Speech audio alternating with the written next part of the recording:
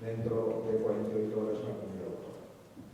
Antes que nada, como é sendo habitual, nos vamos a dar informacións que se atopan en control domiciliario no pico da pandemia o pasado 7 de julio.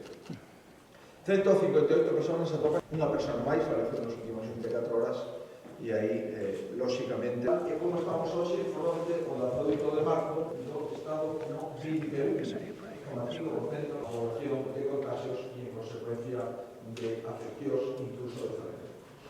136 a 2014.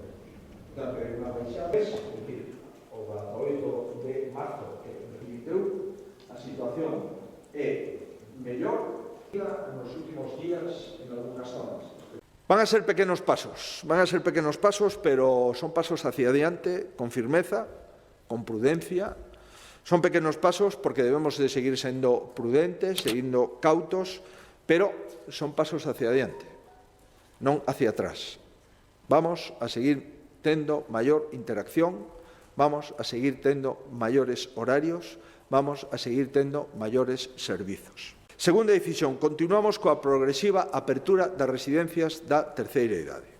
O Comité Clínico acordou dúas medidas para seguir abrindo as residencias, tanto ás familias como aos propios residentes, que son as seguintes. A toda agora, cada residente podía recibir tan só a visita de 2 persoas de referencia, agora pode recibir a visita de calquera persoa, eso sí, con cita previa e de un en un nas residencias da terceira idade.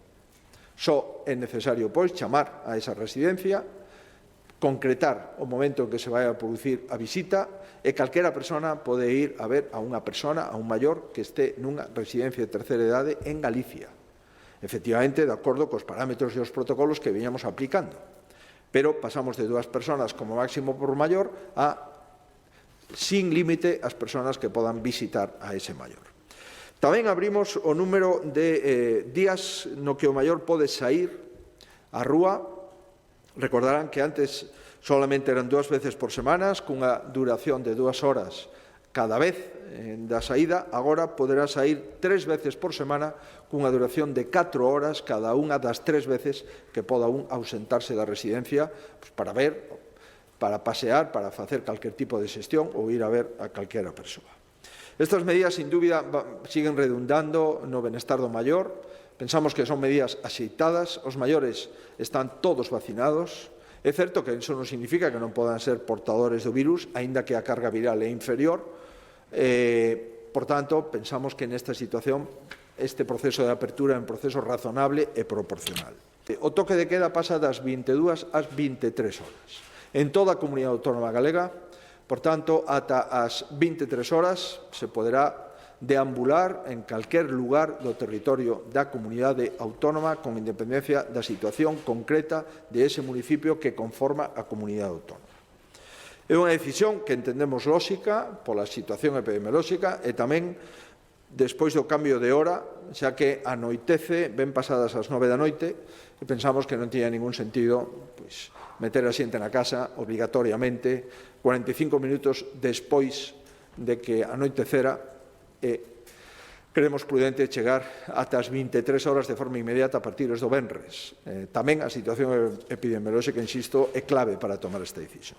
Mantemos como tope para a apertura dos bares as 21 horas. Todos os bares galegos van a proseguir abertos ata as 21 horas e ampliamos os locais restaurantes, os locais de restauración, que podan servir ceas ata as 23 horas, considerando que hai que axustar, lóxicamente, sair do restaurante para estar as 23 horas na casa, dado que o toque de queda empeza as 23 horas efectivas. Que locales poden abrir ata as 23 horas? Que locales poden dispensar as cenas ata ese franxa horaria?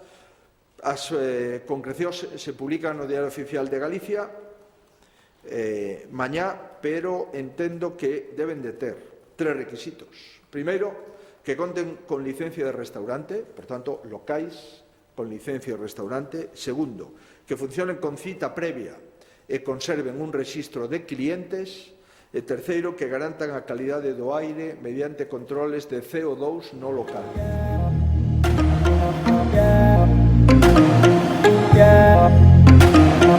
Yeah.